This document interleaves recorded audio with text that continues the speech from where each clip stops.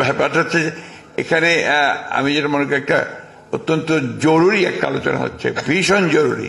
সেই আলোচনাটা যদি আমি অংশগ্রহণ করতে পারতাম পুরো সময় এবং সকলের বক্তব্য শুনতে পারতাম, তাহলে আমি সবচেয়ে উপকৃত হতাম। দুর্ভাগ্য আমার যে আমি পুরো সময়টা হয়তো থাকতে পারবো। তারপরেও আমি আন্তরিকভাবে ধন্যবাদ জানাতে চাই ফোরাম ফর বাংলাদেশ স্টাডিজকে, যে তারা আজকে একটা অত্যন্ত এই মুহূর্তে বাংলাদেশের জন্য একটা অত্যন্ত গুরুত্বপূর্ণ একটা সংলাপের আয়োজন করেছেন। আমি সেই জন্য তাদেরকে ধন্যবাদ জানাচ্ছি। যারা আজকে এখানে উপস্থিত আছেন, আমাদের দেশের জাতির অত্যন্ত বরেণ্য নেতৃবর্গ, আমাদের বুদ্ধিজীবীবৃন্দ এবং আজকের এই সভায় উপস্থিত আমাদের ভাই ও বোনেরা, সবচেয়ে বড় যেটা আমাদের যারা এই জুলাইয়ের যে অভ্যুত্থান, সেই অভ্যুত্থানে যারা আহত হয়েছেন তারা এখানে অনেকে আছেন, যারা শহীদ হয়েছেন তাদের আত্মীয় স্বজনরা এখানে আছেন, তাদের সকলকে আমার সালাম, আসসালামু আলাইকুম। বিষয়টা এতই গুরুত্বপূর্ণ যে আমি আসলে এত স্বল্প সময়ের মধ্যে এটা আমার কথাগুলো বলা, সেই সঙ্গে অন্যদের কথাগুলো শোনা, এটা বোধহয় আমার পক্ষে সম্ভব হচ্ছে না। সেই জন্য আমার নিজেরই আমি অত্যন্ত দুঃখিত বোধ করছি। বাংলাদেশ একটা অত্যন্ত সবচেয়ে জটিল একটা রাজনৈতিক সময়ের মধ্যে দিয়ে যাচ্ছে।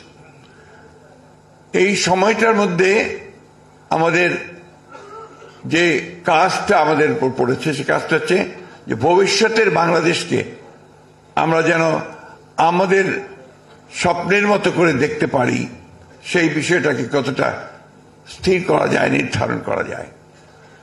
আজকে যে প্রশ্নগুলো সামনে এসছে, আমি খুব সংক্ষেপে চলে আসছি সামনের দিকেই। সে প্রশ্ন এসছে যে আপনার ঐক্য, এরা যেটা নির্ধারণ করেছেন সংস্কার, নির্বাচন। আজকে 53 বছর পরে, এটা আমাদের দুর্ভাগ্য জাতিগতভাবে যে 53 বছর পরে আজকে আমাদেরকে এই বিষয়গুলো নিয়ে আলোচনা করতে হচ্ছে। আমাদের খুব ভালো হতো যদি আমরা প্রথম থেকেই এই বিষয়গুলো নিয়ে কাজ করে একটা জায়গায় এসে পৌঁছতে পারতাম। আমরা এই ফ্যাসিবাদের বিরুদ্ধে 1912 সাল থেকে আমি আমাদের দল থেকে বলতে পারি, যারা রাজনৈতিক নেতৃবর্গ আছেন, আমরা কিন্তু সংগ্রাম শুরু করেছি, তাদের বিরুদ্ধে আমরা অবস্থান নিয়েছি। সেই সময়ে আমাদের অনেক রাজনৈতিক নেতাকে হত্যা করা হয়েছে, অনেক রাজনৈতিক নেতাদেরকে পঙ্গু করা হয়েছে, কারাগারে দেওয়া হয়েছে, এবং দীর্ঘ বছরগুলো ধরে আমরা যারা এই ফ্যাসিবাদের বিরুদ্ধে সংগ্রাম করছিলাম, আমরা কিন্তু সেই লড়াইটা করছি। আমার দলের কথা আমি বলতে পারি, যেটা আমার বলা উচিত বলে আমি মনে করি, সেটা হচ্ছে আমাদের দলেই আমার 60 লক্ষ মানুষের বিরুদ্ধে মিথ্যে মামলা রয়েছে। আমাদের 700-র উপরে নেতা কর্মীকে গুম করে দেওয়া হয়েছে, প্রায় 20,000-এর উপরে বেশি মানুষকে আপনার হত্যা করা হয়েছে। আয়না ঘরের কথা আপনারা সবাই জানেন। ফাঁসি দেওয়া হয়েছে বিশিষ্ট রাজনৈতিক নেতৃবর্গকে। এই একটা অবস্থার প্রেক্ষিতে আমরা কিন্তু কখনো থেমে থাকিনি। আজকে যে কথাটা হচ্ছে সোচ্চার হওয়া, সেই সোচ্চার আমরা প্রথম থেকে থাকার চেষ্টা করেছি। তখন আমরা অনেককে আমাদের সাথে পাইনি, এখন আমরা তাদেরকে সামনে দেখছি, আমাদের খুব ভালো লাগছে, আমরা আরো বেশি অনুপ্রাণিত বোধ করছি। সংস্কার ব্যাপারটা আমরা অত্যন্ত আন্তরিক। আপনাদের অনেকেরই জানা থাকা উচিত যারা রাজনীতির সঙ্গে জড়িত আছেন যে 2016 সালে আমাদের দলের চেয়ারপারসন দেশনেত্রী বেগম খালেদা জিয়া, তিনি ভিশন 2030 একটা আমরা একটা ডকুমেন্ট বের করেছিলাম, যেখানে রাজনৈতিক সংস্কারের কথা খুব পরিষ্কার করে উল্লেখ করা ছিল, এবং যে বিষয়গুলো আমরা পরিবর্তন আনতে চাই সেই বিষয়গুলোর কথা আমরা উল্লেখ করেছিলাম। সেখানেই আজকে যে বিষয়গুলো একদম সামনে চলে এসছে, যে আপনার প্রধানমন্ত্রী এবং প্রেসিডেন্টের যে ক্ষমতা, তার ভারসাম্য রক্ষা করা, এক ব্যক্তি যেন দুইবার আসতে না পারেন প্রধানমন্ত্রী হিসেবে, সে বিষয়টাকে নিশ্চিত করা, এবং একই সঙ্গে আপনার যে 2 কক্ষ বিশিষ্ট পার্লামেন্ট, এটা কিন্তু তখনই, অর্থাৎ 2016 সালেই আমরা কিন্তু এই বক্তব্যটা নিয়ে এসেছিলাম।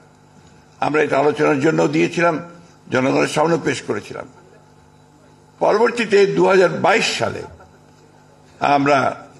আমি তখন জেলে চলে গেলাম, আমরা বেশ অনেকেই জেলে গেলাম। সে আপনাদের মনে থাকার কথা, গোলাপবাগে একটা জনসভার মধ্যে দিয়ে আমরা প্রথমে 10 দফা এবং পরে সমস্ত রাজনৈতিক দলগুলো আপনারা সেটাকে সমর্থন করেন। পরে সমস্ত রাজনৈতিক দলগুলোর সঙ্গে যারা ফ্যাসিবাদের বিরুদ্ধে আমরা আন্দোলন করছিলাম তারা আমরা কিন্তু একসাথে আলোচনার মাধ্যমে আমরা 31 দফা আমরা একটা কর্মসূচি, সংস্কারের কর্মসূচি আমরা নির্ধারণ করি। এখানে মান্না আছেন, জুনায়েদ সাকি আছেন, আমার অন্যান্য রাজনৈতিক বন্ধুরা আছেন, তাদের সঙ্গে আলোচনা করেই দীর্ঘ 2 বছর আমরা এটার উপর আলোচনা করেছি। আমাদের যারা প্রখ্যাত এই বিষয়গুলোতে আপনার বিশেষজ্ঞ, তাদের সঙ্গে কথা বলা হয়েছে, বারবার বসেছি। ডক্টর আলী রিয়াজ আছেন, তার সঙ্গেও কথা হয়েছে, অনেকের সঙ্গে তখন আমরা এই কথাগুলো বলেছি, আলোচনা করে নির্ধারণ করেছি।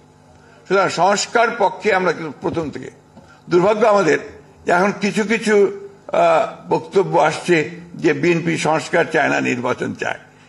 এই কথাটা সঠিক নয়। আমরা বারবার করে বলছি যে আমরা প্রয়োজনীয় সংস্কারটাকে শেষ করতে, ন্যূনতম যে সংস্কার প্রয়োজন একটা নির্বাচন করার জন্য, গ্রহণযোগ্য নির্বাচন করার জন্য, সেই সংস্কারটুকু করে আমরা নির্বাচনে যেতে চাই। আমরা নির্বাচনের কথা বলছি কেন? এ কথা ডক্টর রিয়াজ বলেছেন, সবাই বলছেন, আর এটা বাস্তব যে গণতান্ত্রিক একটা ব্যবস্থায় যাওয়ার জন্য নির্বাচন হচ্ছে প্রধান ফটক, প্রধান দরজা, গেটওয়ে টু ডেমোক্রেসি। আমার কাছে মনে হয় যে আমাদের প্রধান সমস্যাটা কোথায়? আমাদের প্রধান সমস্যা যে এই দেশে গণতান্ত্রিক চর্চাই হয়নি, এখানে সংস্কৃতি গড়ে ওঠেনি।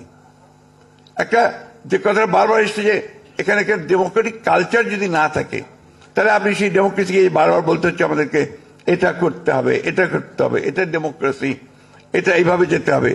এই জিনিসগুলো কিন্তু আপনার একটা কাল চর্চা ছাড়া, বারবার প্র্যাকটিস করা ছাড়া কিন্তু সেটা গড়ে উঠবে না। ইম্পোজ করে কোনো কিছু করা সম্ভব হবে না। আপনি যেমন আমি বলি, কেয়ারটেকার গভর্নমেন্ট সিস্টেম আমরা 3টে ইলেকশন করেছি। এই 3টে ইলেকশন, প্রত্যেকটি ইলেকশন কিন্তু একটা চালটা ভালো হয়েছে এবং গ্রহণযোগ্য হয়েছে।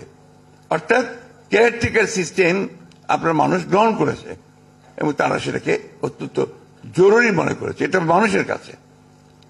একইভাবে আমরা যদি প্রেসিডেন্সিয়াল ফর্ম অফ গভর্নমেন্টে চলে যেতাম বা অন্য কিছু দিতাম, সেটা ওই মুহূর্তে কিন্তু জনগণ সেইভাবে গ্রহণ করতো না, আমার কাছে মনে হয়েছে। আমি আপনার তাত্ত্বিক নই, আমি কোনো আপনার রাজনীতি কোনো বিশেষজ্ঞ নই, আমি একেবারে মাঠ কর্মী একজন। আমি পৌরসভার চেয়ারম্যান থেকে আমার রাজনৈতিক জীবন শুরু করেছি। অর্থাৎ একেবারে তৃণমূল পর্যায়ের মানুষগুলোর সঙ্গে আমি কাজ করে করে আমি এই পর্যায়ে এসেছি। আমার যেটা ধারণা যে আপনি জনগণকে বাদ দিয়ে কোনো কিছু করা সম্ভব হবে না, আপনার জনগণকেই তৈরি করতে হবে আপনাকে। অর্থাৎ আমরা আজকে যে প্রক্রিয়া চলছে আমি স্বাগত জানাই, কিন্তু আমি একটা অনুরোধ করব, আজকে যারা কমিশনগুলোতে আছেন তারা জনগণের সঙ্গে ইন্টারঅ্যাক্ট করার ব্যবস্থাটা রাখবেন। ডক্টর রিয়াজ বলেছে যে তাদের কাছে 1 লক্ষের ওপরে বিভিন্ন প্রস্তাব এসছে, খুব ভালো কথা। এট দি সেম টাইম আমি যেটা মনে করি যে তারা যদি, আমি শুনেছি যে তারা তাদের প্রস্তাবটাকে তৈরি করে গভর্নমেন্টের হাতে দেবেন এবং গভর্নমেন্ট তখন আপনার পলিটিক্যাল পার্টিগুলোর সঙ্গে বসবেন।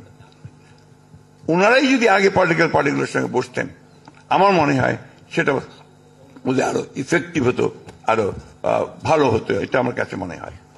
এখন গভর্নমেন্ট বসবেন, গভর্নমেন্টের সঙ্গে আলোচনা হবে, আলোচনা আরো সময় লাগবে।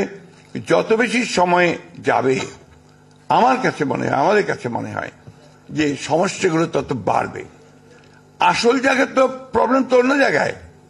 আপনি এগুলো ইমপ্লিমেন্ট করবেন কাদের দিয়ে? আপনার প্রশাসন, ইয়োর গভর্নমেন্ট মেশিনারি, সেই গভর্নমেন্ট মেশিনারি তো পুরোপুরি ভাবে এখনো ফ্যাসিবাদের আপনার মধ্যে আছে, এতটুকু পরিবর্তন হয়নি।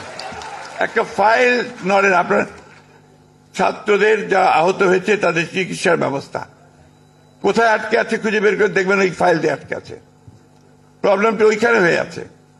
এই বিষয়গুলোতে আমাদেরকে ধরতে হয়। যে ডক্টর দেবপ্রিয় এখানে আছেন, ডক্টর মুস্তাকও বলেছেন, যে কাঠামোটা যদি না থাকে, সেই কাঠামো না থাকলে আমরা ওপর থেকে শুধু চাপিয়ে দিলেই আমরা দ্রুত কোনো কিছু করতে পারবো না।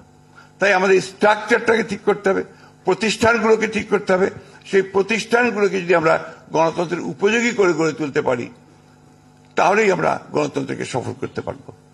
মন মানসিকতাটা খুব বড় জিনিস, মাইন্ডসেট। আমার তো মাইন্ডসেটই হয়েছে যে কথাটা কিছুক্ষণ আগে ডক্টর মুশতাক বলেছেন, আমার খুব ভালো লেগেছে, যে একটা বন্দোবস্ত তো ছিল, টাকা দেব, কাজ করিয়ে নেব, ভালো, সমস্যা নাই। কিন্তু এখন তো আপনি অন্য সিস্টেমে যাচ্ছেন, তো সেই মাইন্ডসেটটা তো তৈরি করতে হবে। ওই তৈরি করার জন্য আপনার চর্চা দরকার। আমাকে গণতন্ত্রকে চর্চা করতে, ভুল হবে, ত্রুটি হবে, কিন্তু ওর মধ্যে দিয়ে আপনাকে ডেমোক্রেটিক সিস্টেমকে কাজে নিয়ে যেতে হবে, আগে সামনের দিকে নিয়ে যেতে হবে। আমি বক্তব্য দীর্ঘ করবো না, কারণ এখানে আরো আছেন, অনেকেই বক্তব্য করবেন। শুধু একটা কথা বলতে চাই, খুব জরুরি কথা আমার কাছে মনে হয়েছে, যে আমরা যেন ৭১কে ভুলে না যাই। ১৯৭১ সাল, এটাকে যেন আমরা কখনো ভুলে না যাই। আমরা যেন এই যে তারপরে ধারাবাহিক গণতন্ত্রের যে যেন সংগ্রাম, লড়াই ৭১-এর পর থেকে, সেই সংগ্রাম প্রত্যেকেই আমাদের মনে রাখা দরকার। এবং সেই লড়াইয়ের মধ্যে দিয়ে আজকে আমরা ছাত্রদের ত্যাগের মধ্য দিয়ে, তাদের আত্মত্যাগের মধ্যে দিয়ে আজকে আমরা এই জায়গায় এসে উপস্থিত হয়েছি। সুতরাং আমরা আপনাদেরকে এটুকু নিশ্চয়তা দিতে পারি, বলতে পারি, যে আমাদের দলের পক্ষ থেকে আমরা সব সময়ই গণতন্ত্রের সংস্কারের পক্ষে, অর্থাৎ গণতন্ত্রে পৌঁছানোর জন্য প্রয়োজনীয় সংস্কার, তার আমরা পক্ষে, তার জন্য আমরা কাজ করেছি, করব ভবিষ্যতে। কিন্তু একই সঙ্গে আমরা মনে করি যে জনগণকে বাদ দিয়ে কোনো কিছু করাই, উপর থেকে আপনার চাপিয়ে দিয়ে কোনো কিছু করা যাবে না। সুতরাং আমরা সকলকে সঙ্গে নিয়েই সেই কাজগুলো করব। ধন্যবাদ সকলকে। আসসালামু আলাইকুম।